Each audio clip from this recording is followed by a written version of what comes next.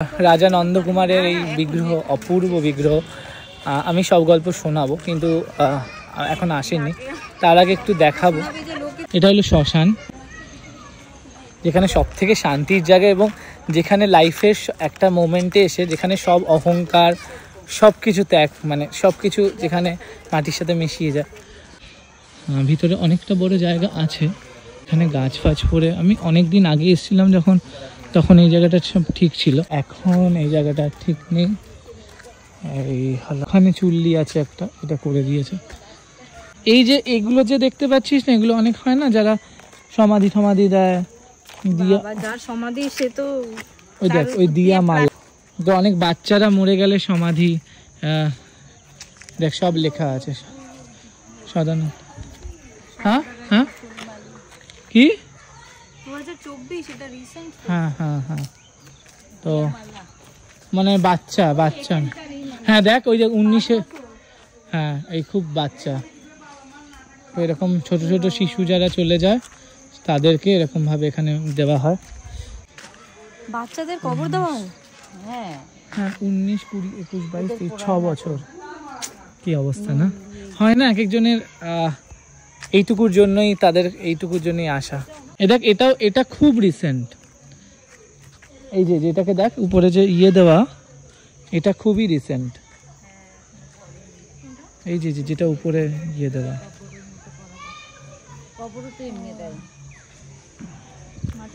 1952-22, এটা অনেক বড়। ওই যে ওইটা কোনটা বড় নিশ্চয়ই না, বড়দের দিয়েছে 9 সাধিকা আর 9 হয়তো পয়সা নেই পোড়ানোর, দাহ করা, যে খরচ সাপেক্ষ সেটা নেই। এই জায়গাগুলো না দেখালে আমি মিস করবো, কারণ অনেকেই আসতে চায় না এই জায়গাগুলো আসে। এই দেখ এদিকে 19-22, এটাও বাচ্চাদের, 21-22, 4 বছর। তিস্তা দাস, বুঝলি, 12-17, এটাও দেখ, এটাও 12-17। হ্যাঁ এগুলো সব রিসেন্ট যেগুলো। এই হলো সেই চুল্লি যেখানে দাহ করা হয়, রিসেন্ট দাহ করা হয়েছে, যেখানে আমাদের সমস্ত অহংকার শেষ হয়।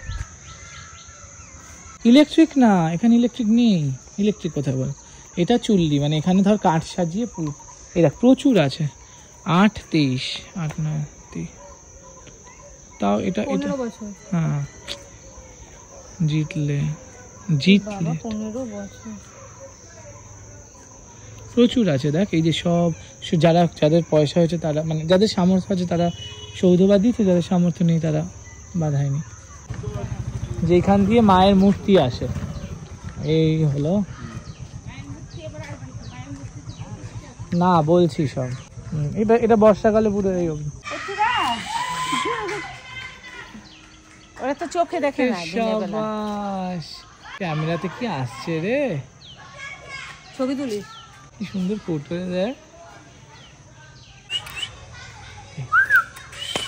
নাইস।